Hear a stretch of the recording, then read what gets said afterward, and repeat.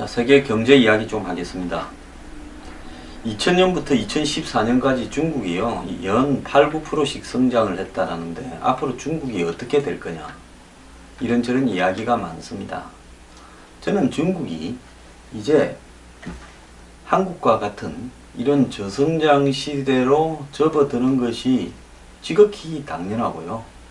한국보다 조금 더 높은 성장, 3, 4%는 할 수 있겠습니다만은 이제 뭐 8, 9%는 물 건너갔고 6%가 뭐 노말이다라고 이야기하는 사람도 있는데 저는 그런 말도 믿지를 않습니다.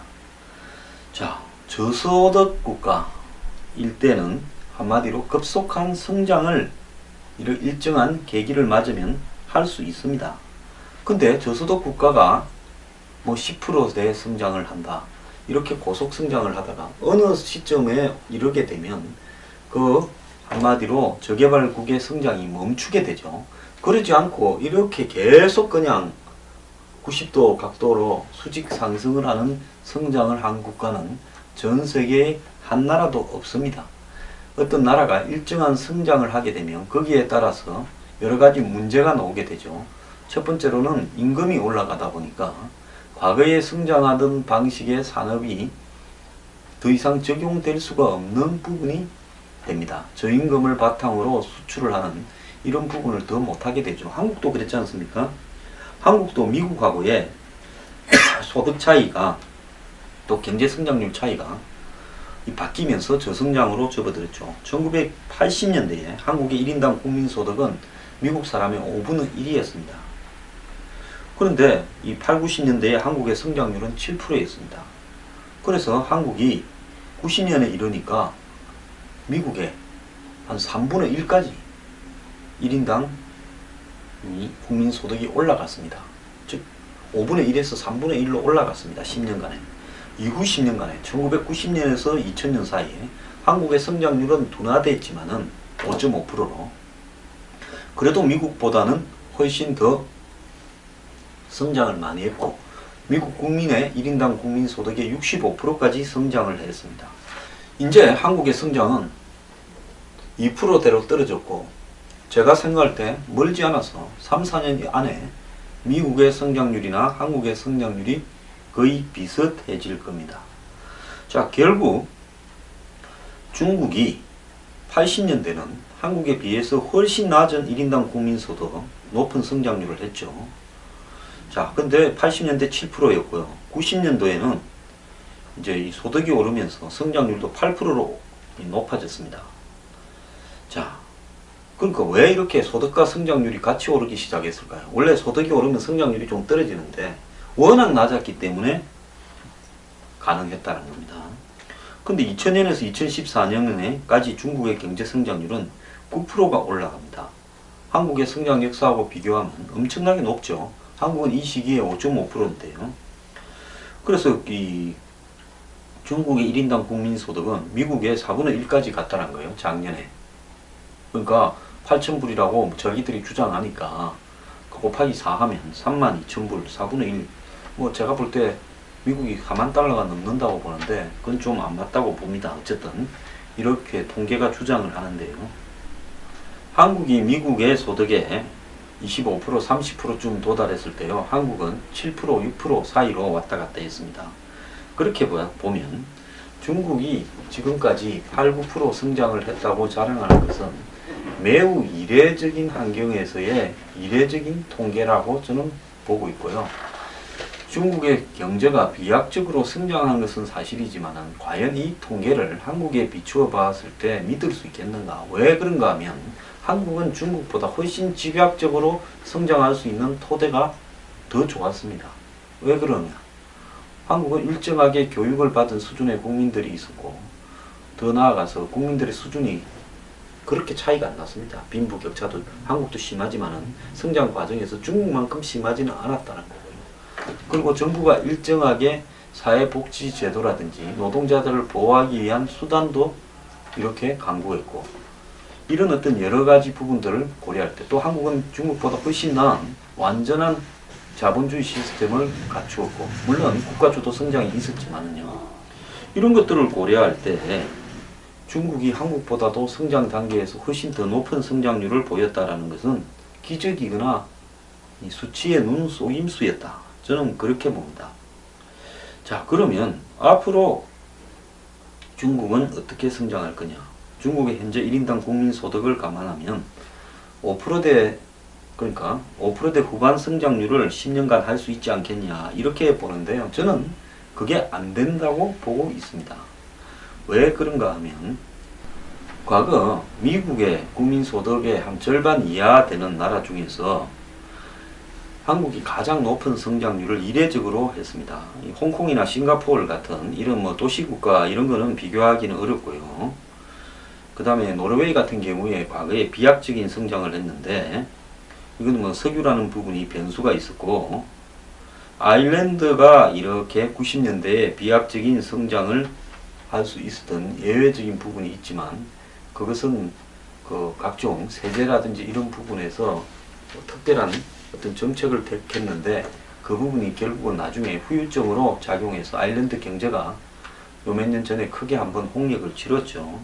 그래서 세계 경제가 지금 저성장에 다 접어들고 중국 경제가 일정한 수준으로 올랐었는데 이 시점에서 6%대의 성장률을 뭐 중폭 성장을 하겠다라는 중국 정부의 이 말은 턱없이 거짓말이다라는 겁니다. 지금 한국이 아무리 어렵다 해도 중국보다는 훨씬 나은 경제적 상황인데도 한국도 지금 2% 수준으로 이렇게 떨어져 버렸는데 중국이 과연 지금 저 수준에서 5%대 후반 성장을 해 나가겠다는 것은 매우 문제가 많다랍니다. 왜 그러냐? 중국 내부에 감추어진 부채 문제, 부채 폭탄 문제가 지금 전혀 해결되지 않고 있고요. 중국은 국민에게 어떠한 사회복지 시스템을 제대로 제공하고 있지 않은 부분도 있습니다. 더 나아가서 중국 정부가 경제를 갖다가 억누르고 있는데 그러면서 여러 가지 통제들을 하고 있죠.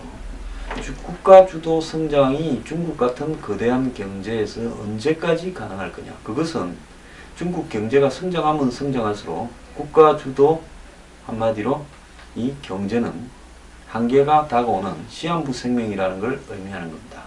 그렇기 때문에 중국의 성장 둔화는 한국이 성장 둔화를 겪은 것보다 더 급속하게 될 수 있고요. 또 중국 내부에서의 내수나 이런 것들이 인구가 워낙 많아서 잘 받쳐주면 내부의 어떤 내수를 통해서 중국 경제가 성장할 수도 있겠지만 중국의 소득 격차가 워낙 많이 나고 그리고 뭐 아직도 아마 9억 명 이상의 사람들은 뭐 아프리카나 방글라데시 수준에서 살고 있기 때문에 그 사람들이 내수를 늘려갈 수 있는 부분은 별로 없다고 보고 그동안 개발 과정에서 농민공이나 이렇게 도시로 나와서 벌어다 주던 소득들조차도 지금 이제 없어져 가는 거 아니냐, 점차로. 이런 부분으로 봤을 때 중국 경제의 고성장 시대는 한국처럼 끝이 났다. 오히려 저는 한국보다 환경이 더 좋지 않다라고 생각을 합니다. 영국이 브렉시트로 지금 이를 그런 어떤 경제적인 손실은 한 85조 정도가 될 거다. 그래서 영국 국내 총생산 GDP의 3.1% 정도가 될 거다. 이렇게 보고 있는데요. 근데 문제는 영국의 브렉시트가 세계 경제 성장률을 떨어뜨리는 악재가 아니라 이건 하나의 그냥 이 여러 요인 중에 하나의 일시적인 요인에 불과하고요. 세계 경제의 최대 이 문제는 전 세계적으로 부채, 빚이 급속하게 늘어나는 상황인데 이 빚의 함정 내지는 이 부채 과잉에 빠져 있다는 겁니다. 돈이 2008년 금융위기 이후에 엄청나게 시중에 깔리고 이 시중에 깔린 돈이 갈대를 상실하니까 유동성의 함정에 걸리니까 이 빚을 갖다가 쉽게 빌려갈 수 있게 만들었어요. 감당할 수 없는 사람들이 그 빚을 내서 또 다른 부동산이나 주식 등에 투자하는 행태가 이어졌다는 겁니다. 자, 신흥국의 기업 부채가 매우 심각한데요. 중국, 러시아, 브라질, 터키, 남아공 등에서 이 달러로 표시된 회사채 발행량이 급증했다는 거죠. 자, 이것이 결국은 앞으로 달러 가치가 상승을 하거나 미국의 금리가 인상되거나 이 두 가지 요인이 결합이 될 경우에 이 달러 가치로 표시된 채권을 발행한 나라들은 굉장히 어려워질 거라는 겁니다. 자, 중국의 경우에는 정부가 신용 공급 확대, 즉 빚을 많이 이렇게 정부 주도로 깔았다는 거죠. 미국 등 선진국의 경기 침체로 수출이 둔화된 상황을 타개하기 위해서요. 기업들한테 대출을 늘려줘서 투자하고 부동산 등을 짓도록 이렇게 했지만은 실질적으로 이것이 빚만 더 쌓는 결과로 나타났다는 겁니다. 그렇게 해서 돈을 제대로 벌지를 못했다는 거죠. 중국은 GDP 대비 부채 비율이 250%라는 겁니다. 한국은 아직 40%가 안 되지 않습니까? 중국 정부가 앞으로 5년 정도 더 이렇게 신용 확대, 즉 빚을 더 늘리는 식으로 가게 되면 2022년쯤에는 중국발 금융위기가 올 수 있다. 이렇게 지금 전망이 되고 있습니다. 지금 이 이야기는 영국의 한마디로 금융위원장 같은 금융감독청장이라는 직책이 있었는데요. 아데어 터너라는 사람이 그 청장을 했습니다. 그 사람이 지금 인터뷰하는 내용에서 나오는 이야기입니다. 그래서 이분은 빚이 늘어나는 원인이 경제적 불평등이 심화해 있고 2008년에 미국의 금융위기도 결국은 빚을 너무 내어서 투기판에 매몰되다가 발생한 사태 아니냐. 그래서 결국 부채를 이렇게 줄이는 방향에서 성장이 될 수 있도록 가야 된다는 겁니다. 이런 식으로 부채를 늘리게 되면 언젠가는 반드시 금융위기가 다시 온다는 거죠. 자, 그래서 지금 현재 이 전 세계 경제가, 선진국 경제가 2% 정도 이렇게 성장하고 물가가 한 2% 올라가서 4% 안팎으로 이렇게 성장을 하는데 이 민간 부채는 해마다 10에서 20%씩 늘었다는 겁니다. 즉 성장보다 부채가 훨씬 더 2배에서 4배까지 크게 늘어난다면 결국은 감당할 수 없게 되어서 부채를 못 갚게 되고 금융 시스템이 무너지고 경기 침체가 뒤따를 거라는 거죠. 그래서 이 빚이 그럼 왜 늘어나느냐? 경제적으로 너무 잘 사는 사람과 못 사는 사람의 불평등이 심화되고 부동산이 과열되고 국제 경상수지 불균형이 심화되고 이렇게 되다 보니까 결국은 저축과 투자 사이에 균형이 깨어지면서 빚을 내어서 사는 겁니다. 즉 돈을 벌면 그걸 갖고 일부는 저축하고 일부는 투자하거나 소비를 하지 않습니까? 그런데 버는 돈보다도 한마디로 써야 할 때가 더 늘어나는 이런 현상이 부채를 늘리고 있거나 안 그러면 쓸 만큼을 벌지 못하기 때문에 빚을 내어서 생활을 유지하는 계층이 늘어난다는 거죠.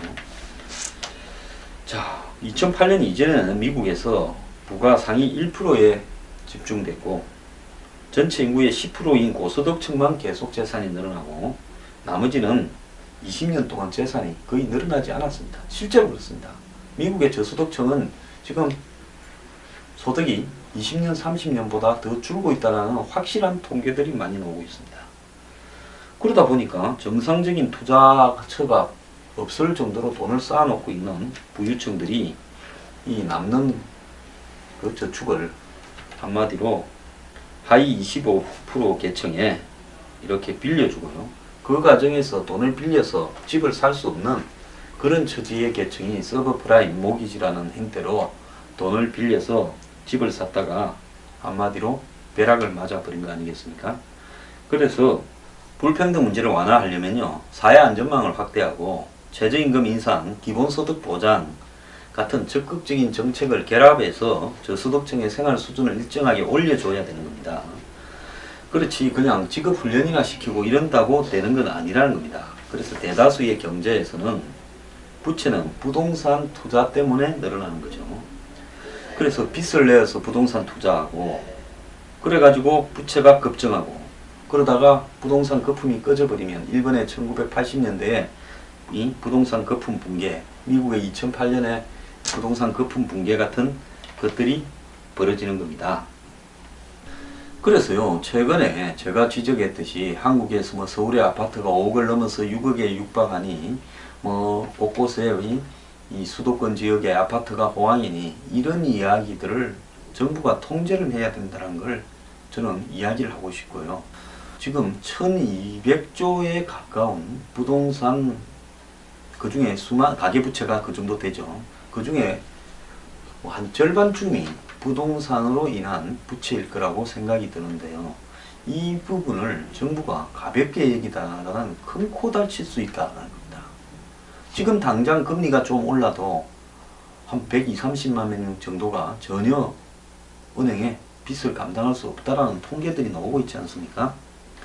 자, 그래서 아까 제가 미국에 이 저소득층이 20년, 30년 전보다도 더 가난하다 이렇게 이야기를 했는데요. 실제로 말입니다. 미국에 지금 수백만 명의 미국인이 하루 2달러 이상으로 생활을 한다는 겁니다.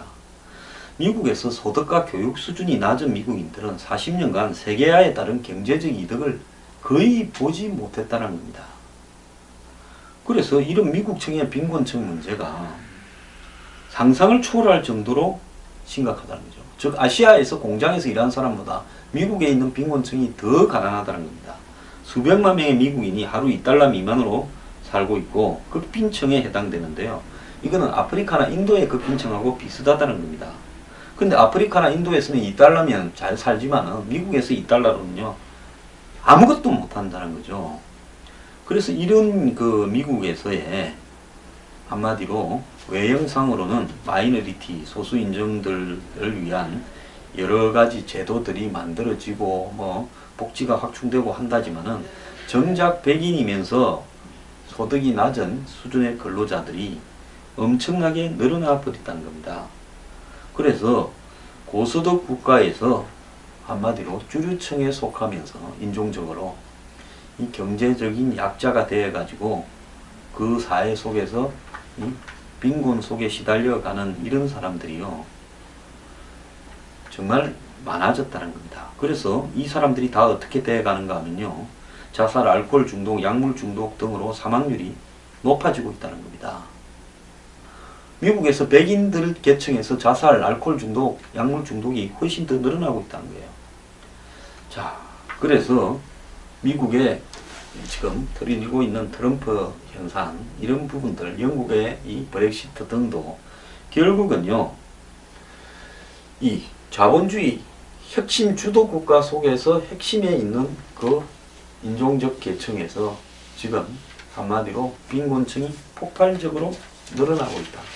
이 사람들의 부채가 엄청나게 늘어나고 있다는 겁니다.